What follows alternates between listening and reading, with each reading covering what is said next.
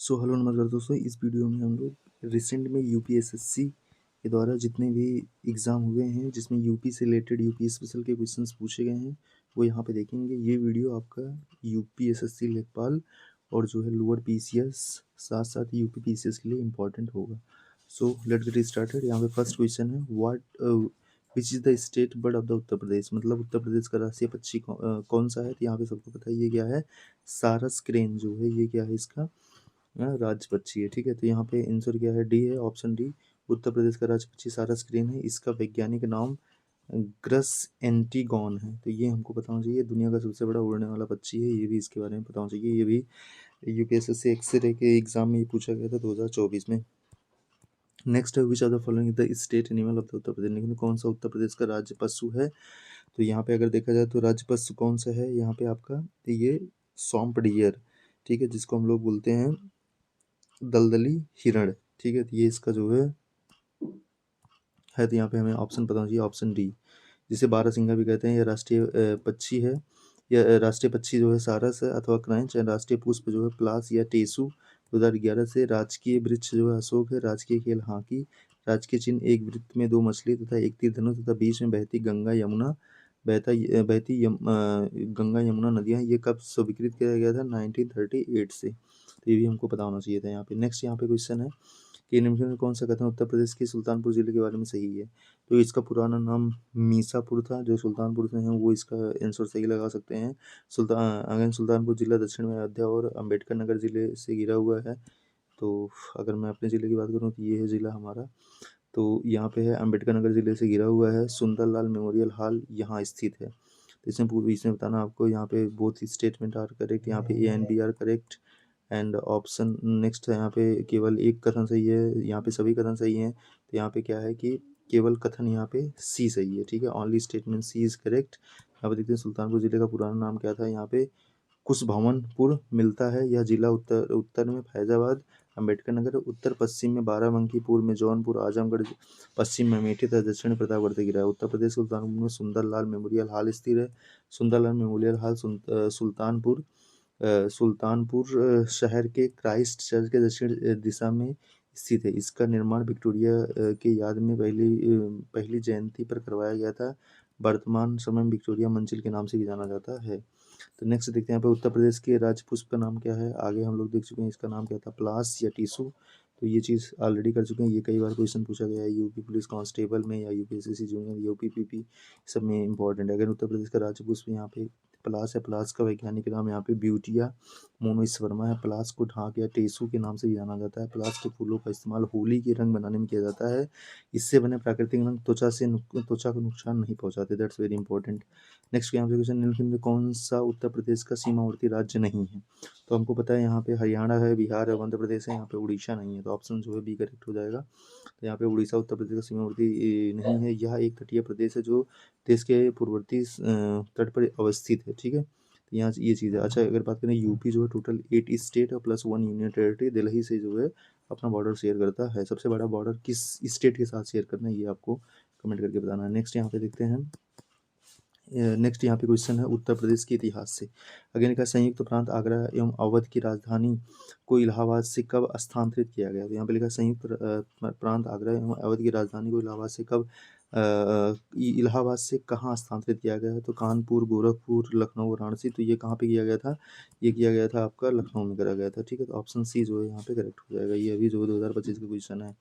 सो यहाँ पे है वर्ष 1921 में संयुक्त प्रांत आगरा एवं अवध की राजधानी को इलाहाबाद से लखनऊ स्थानांतरित किया गया था। लखनऊ को वर्ष 1935 में औपचारिक राजधानी घोषित किया गया था। आज़ादी मिलने के 2.5 वर्ष बाद 24 जनवरी 1950 को इसका नाम उत्तर प्रदेश प्राप्त हुआ था। तो ये भी हमको बताना चाहिए। अगेन बुद्ध ने दुख से मुक्ति पर अपना पहला उपदेश कहाँ पे दिया था। तो ये जो है सारनाथ में दिया था। ठीक है, ये हमको बताना चाहिए, सारनाथ में दिया था। That's very important. तो यहाँ पे जो है ये पहला उद्देश्य सारनाथ में दिया था। तो यहाँ पे है अपना पहला उद्देश्य वाराणसी के सारनाथ में स्थित में जिसे धर्म से परिवर्तन भी कहा जाता है। बोधगया में बुद्ध को ज्ञान प्राप्ति, लुम्बिनी में जन्म और कुशीनगर में महापरिनिर्वाण प्राप्त हुआ था। तो ये भी हमको पता चाहिए। ये कुशीनगर में कहा है महापरिनिर्वाण हो गया, लुम्बिनी जो है नेपाल जन्म हुआ था। ठीक है, तो ये चीज़ हमको पता होना चाहिए। नेक्स्ट यहाँ पे है बुद्ध ने किस उम्र में परिनिर्वाणा जिसको अंतिम मुक्ति कहते हैं, कह रहा था, तो ये at the age of 80 years. ठीक है, तो 80 साल की एज में इन्होंने ये प्राप्त किया था। अगेन आदि पुराण किस तीर्थंकर को संत चरित संग्रह है, मतलब किस तीर्थंकर की संत चरित संग्रह है, होगियोग्राफी ऑफ विच तीर्थंकरा, तो ये जो है किसकी है, ये जो है आपका आदिनाथ का है। ठीक है, ये आदिनाथ का है, ये बताना चाहिए। आदिनाथ आदि पुराण जैन धर्म का महत्वपूर्ण ग्रंथ है, जिसमें संस्कृत भाषा में आदिनाथ, जिसको ऋषभ देव भी कहते हैं, मतलब ये जो है उनका है। अगेन 23वें तीर्थंकर पार्श्वनाथ से जुड़ा प्रतीक कौन सा है, तो इनसे जुड़ा प्रतीक कौन सा है, ये जो है स्नेक है। ठीक है, ये हमको बताना चाहिए, स्नेक।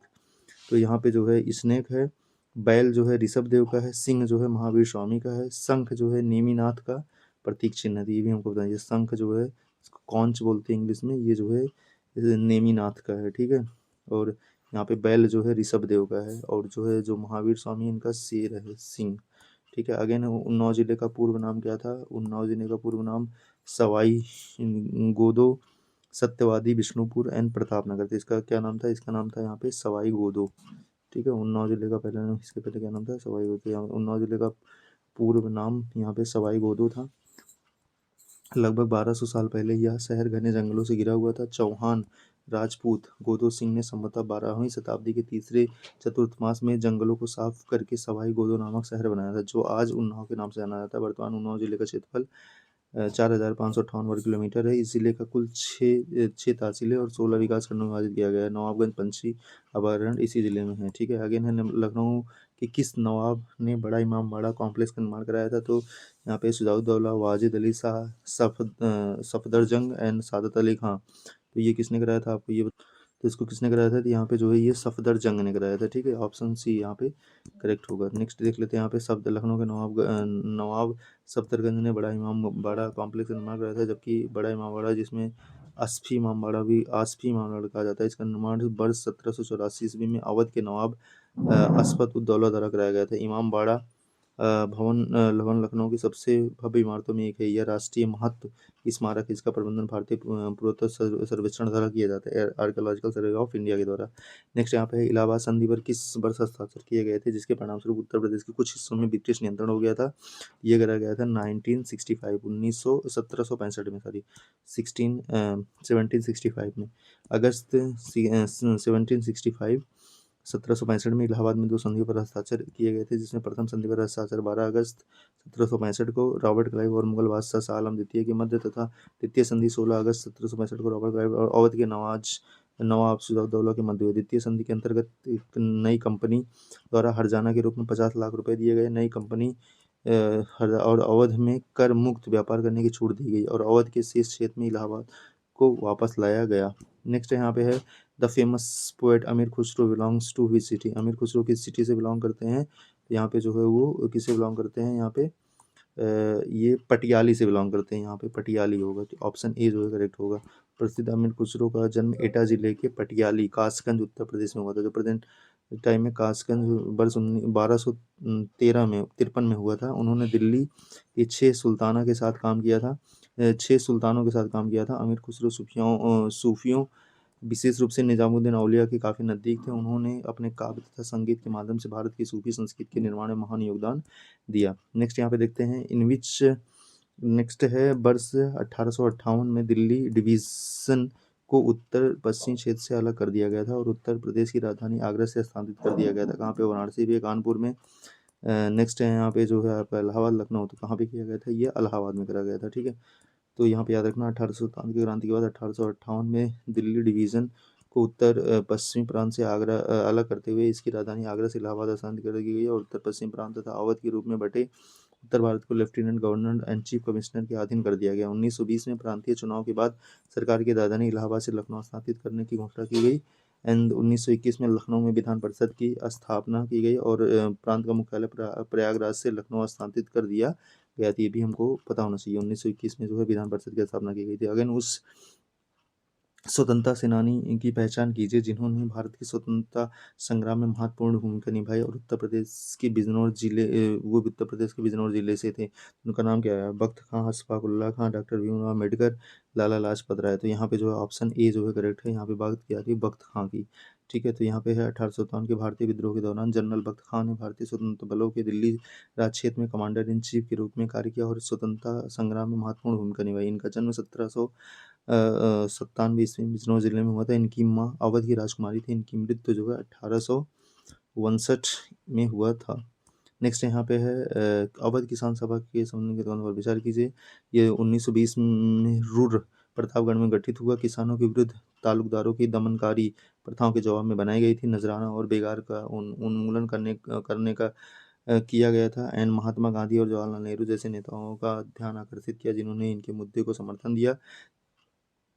चरण सिंह द्वारा स्थापित था। इसमें जो है कितने स्टेटमेंट सही हैं, तो इसमें जो है 4 स्टेटमेंट सही हैं। ठीक है, इसमें जो है 4 स्टेटमेंट कौन कौन से सही है देखना है। बाबा रामचंद्र ने 17 अक्टूबर में इसको प्रतापगढ़ में अवध किसान की घटना करी थे। यह किसान सभा किसानों के विरुद्ध तालुकदारों और दमनकारी प्रथाओं के जवाब में बनाई गई थी। इस सभा ने नजराना और बेगार प्रथा का उन्मूलन करने का विरोध किया। तो यहाँ पे जो है इस किसान सभा ने गांधी और जवाहरलाल नेहरू जैसे नेताओं का ध्यान आकर्षित किया, उनके मुद्दों का समर्थन किया। अगर नहीं, इस किसान सभा की स्थापना बाबा रामचंद्र ने की थी, ना कि चरण सिंह दास ने करा था। ऑप्शन जो है यहाँ पे स्टेटमेंट जो है इसलिए 5 गलत है। नेक्स्ट यहाँ पे है 1857 के विद्रोह के निम्नलिखित घटनाओं पर उनके संबंधित नेताओं से मिलान कीजिए। यहाँ पे लखनऊ है, लखनऊ मौलवी लियाकत अली, इलाहाबाद देवी सिंह, मेरठ बेगम मेरठ बेगम हजरत महल, एंड यहाँ पे जो है यहाँ पे मथुरा कदम सिंह। तो यहाँ पे जो है इसको जो है मिलाना था।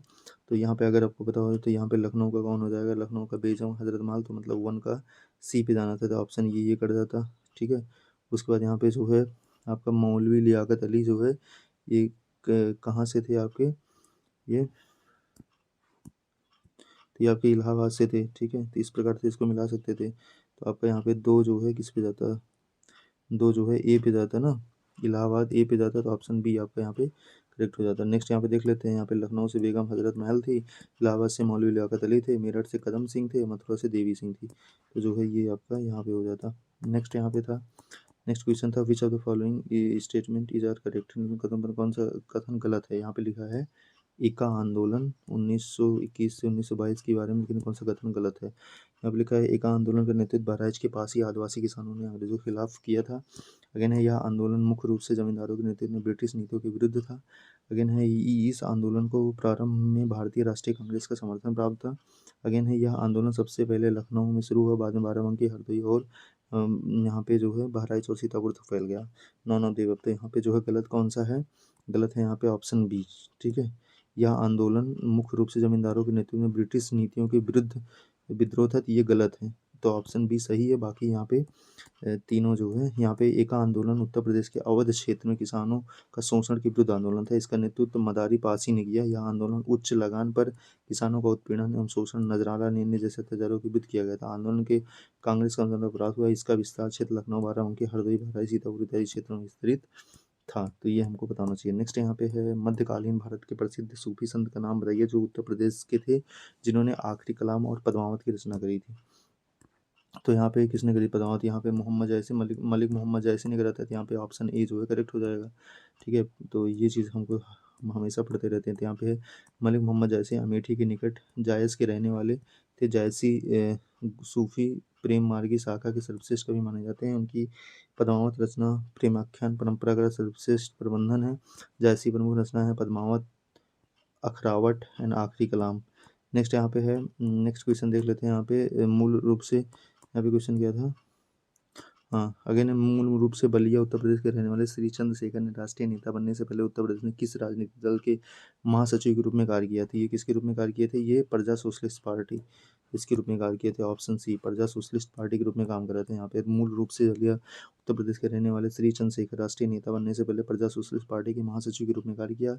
वह 1977 से 1988 तक जनता पार्टी के अध्यक्ष रहे। वर्ष 1965 में कांग्रेस में शामिल हुए और 1967 में कांग्रेस राष्ट्रीय दल के महासचिव चुने गए। वह लोकतांत्रिक मूल्यों एवं सामाजिक बदलाव के प्रति प्रतिबद्धता की राजनीति को चुने। अगेन अवध के शासन के अंतिम चरण में कानपुर का निर्माण कई गांवों को मिलाकर किया गया था। निम्नलिखित में से कौन सा गांव उन गांवों में से एक नहीं है। तो वो गांव कौन सा था, बिठूर। बिठूर नहीं था, बाकी थे। ठीक है, तो यहाँ पे ये सीमाऊ था एंड कुरुस्वाम था, पटकापुरा था।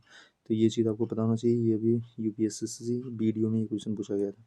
लेकिन यहाँ पे कानपुर गढ़ अवध के शासन के अंतिम चरण में कई गाँवों को मिलाकर किया गया था। इन गाँवों में सीमा, मऊ, कुरुक्षाम, पटकापुरा और जूही गाँव शामिल थे, जबकि बिठूर इसमें शामिल नहीं था। इस शहर की स्थापना संचेदी राज्य के राजा हिंदू सिंह ने करा था। कानपुर का मूल नाम कान्हपुर था। नेक्स्ट यहाँ पे है मुगल साम्राज्य के पतन के बाद 1803 में अंग्रेजों द्वारा आगरा शहर पर कब्जा करने से पहले किस सत्ता का नियंत्रण था? तो यहाँ पे जो है मराठाओं का नियंत्रण था। ठीक है, ये याद रखना चाहिए, मराठाओं का नियंत्रण था यहाँ पे। मुगल साम्राज्य के पतन के बाद 1803 में अंग्रेजों द्वारा आगरा शहर पर कब्जा करने से पहले मराठाओं का सत्ता पर नियंत्रण था। अंग्रेजों ने 1803 में मराठाओं को पराजित कर अलीगढ़, मेरठ, आगरा, झांसी, बांदा, हमीरपुर, जालौन तथा आसपास के समूचे क्षेत्र पर अधिकार कर लिया। इस आगरा शहर की स्थापना वर्ष 1504 में यहाँ पे सिकंदर लोदी ने करा था। नेक्स्ट यहाँ पे क्वेश्चन देख लेते हैं। यहाँ पे 1857 के विद्रोह के दौरान लेकिन ऐतिहासिक व्यक्तित्वों तथा उनकी भूमिकाओं से मिलान कीजिए। यहाँ पे लिखा है नाना साहब, कारू भगत, मौलवी अहमदुल्ला शाह एंड खान बहादुर खान। इनको मिलाना था। Led the revolt of the Kanpur freedom fighter from the Ranipur, leading figure from the Faizabad and form the government in the Bareilly. तो अगर इसको मिलाएं तो यहाँ पे देखिए नाना साहब जो है कानपुर के ये थे, विद्रोह का नेतृत्व करा था। कारू भगत जो है रानीपुर के स्वतंत्र सेनानी थे। और यहाँ पे मौलवी अहमदुल्ला शाह जो है फैजाबाद से अग्रणी व्यक्ति थे। एंड खान बहादुर खान जो है बरेली में सरकार बनाई थी। तो ये चीज़ हमको पता होना चाहिए था। नेक्स्ट उत्तर प्रदेश में फतेहपुर सीकरी शहर की स्थापना का श्रेय किस मुगल सम्राट को जाता है? तो यहाँ पे जो है फतेहपुर सीकरी किसने बनाया था? तो ये अकबर ने बनाया था। ठीक है, उत्तर प्रदेश में फतेहपुर सीकरी की स्थापना मुगल था अकबर ने वर्ष 1571 में किया था। फतेहपुर सीकरी वर्तमान में आगरा जिले में एक नगर पालिका बोर्ड है। यह शहर अकबर के शासनकाल में 1571 से 85 तक मुगल साम्राज्य की राजधानी रही थी। That's important. अगेन लेकिन सूरसेन महाजनपद की राजधानी कौन थी? तो यहाँ पे मथुरा थी। सूरसेन महाजन की राजधानी मथुरा थी, यहाँ पे बनाना चाहिए था। अगेन यहाँ पे वज्जी की राजधानी वैशाली थी, अंग की चंपा थी, काशी का जो है वाराणसी था। तो टोटल जो 16 महानगर थे उनकी राजधानी में इंपॉर्टेंट हो जाता है। नेक्स्ट है प्राचीन कौशल साम्राज्य की राजधानी डॉट डॉट बोधो। तो यहाँ पे कौन था? कौशल साम्राज्य की राजधानी क्या थी? ये जो श्रावस्ती थी, क्योंकि यहाँ बुद्ध ने अपने महान चमत्कार किए थे जिनमें उनकी छवियों का निर्माण भी शामिल है। नेक्स्ट यहाँ पे है जो प्राचीन कौशल महाजनपद की राजधानी श्रावस्ती थी। यह बौद्ध धर्म का एक पवित्र स्थान है। यह बुद्ध ने अपने जीवन का अधिकांश समय श्रावस्ती में बिताया था और यहीं पर उन्होंने अपने जीवन के कहीं महान चमत्कार किए। नेक्स्ट यहाँ पे लेकिन कौन सा स्थान उत्तरी कौशल जनपद की राजधानी थी? यहाँ पे वही सेम चीज़ यहाँ पे श्रावस्ती हो गया। नेक्स्ट है यहाँ पे वर्ष 1909 में आगरा में आयोजित उत्तर प्रदेश संयुक्त प्रांत कांग्रेस के सामाजिक सम्मेलन की अध्यक्षता किसने करी थी? तो ये किसने करी थी? मोतीलाल नेहरू, जवाहरलाल नेहरू, लाला लजपत राय एंड रोमेश चंद्र दत्त। तो किसने करा था इसको? इसको करा था जो है मोतीलाल नेहरू ने। ठीक है, मोतीलाल नेहरू ने करा था 1909 में आगरा में आयोजित उत्तर प्रदेश संयुक्त प्रांत कांग्रेस की सामाजिक सम्मेलन की अध्यक्षता मोतीलाल नेहरू ने करा था। देन फतेहपुर सीकरी को पहले फतेहाबाद के नाम से जाना जाता था। यहाँ फतह शब्द का अर्थ जीत है। यह शब्द किस भाषा से लिया गया है? यह जो है फारसी भाषा से लिया गया। That's very important. एंड उत्तर प्रदेश के आगरा से 30 किलोमीटर दूरी पर स्थित फतेहपुर सीकरी नगर को विजय का नगर भी कहा जाता है। इस नगर के नाम का मुख्य शब्द फतह फारसी शब्द से उद्धृत है जिसका अर्थ है विजय होता है। मुगल साम्राज्य में बादशाह अकबर 1556 से 1605 ईस्वी में साम्राज्य की राजधानी आगरा से फतेहपुर सीकरी स्थापित की थी। मुगल साम्राज्य में निर्मित यहाँ की प्रमुख इमारतें हैं जामा मस्जिद है, बुलंद दरवाजा है, पंचमहल है, इबादत खाना आदि। अगेन उत्तर प्रदेश की किस शहर में ऐतिहासिक स्मारक जैसे बड़ा इमारत छोटा, ये जो आपको लखनऊ में देखने को मिलेगा। Already we have seen. Question Uttar Pradesh के लखनऊ शहर में ऐतिहासिक स्मारक बड़ा इमारत छोटा इमारत स्थित है। इसे भूल भुलैया भी कहते हैं। ये बड़ा इमारत आसफुद्दौला बनाया जाता है। इसमें आसफी मस्जिद भी है जहाँ पर गैर मुसलमानों पर प्रवेश वर्जित है। मस्जिद परिसर में आंगन में 2 ऊंची ऊंची मीनारें भी हैं। अगेन है परमहंस योगानंद गिरी जिन्होंने पश्चिम को योग के ज्ञान से परिचित किया था। का जन्म कहाँ पे हुआ था? इनका जन्म जो है गोरखपुर में हुआ था। ठीक है, ये भी पता चाहिए। यहाँ पे परमहंस योगानंद गिरी जिन्होंने पश्चिम को योग के ज्ञान से परिचित किया था, इनका जन्म जो है गोरखपुर में हुआ था। That's very important. अगेन यहाँ पे परमहंस श्री योगानंद गिरी, यहाँ पे मुकुंद लाल घोष का जन्म 5 जनवरी 1893 को गोरखपुर उत्तर प्रदेश में हुआ था। श्री योगानंद 20वीं सदी के एक प्रसिद्ध आध्यात्मिक गुरु योगी तथा संत। इन्होंने पश्चिम में योग दर्शन की शिक्षाओं के प्रसार के साथ साथ अपने अनुयायियों को क्रिया योग उपदेश दिया तथा पूरे विश्व में इनका प्रचार प्रसार किया। नेक्स्ट यहाँ पे इतना जो है ये था। नेक्स्ट जो है नेक्स्ट वीडियो में देखते हैं। Thank you.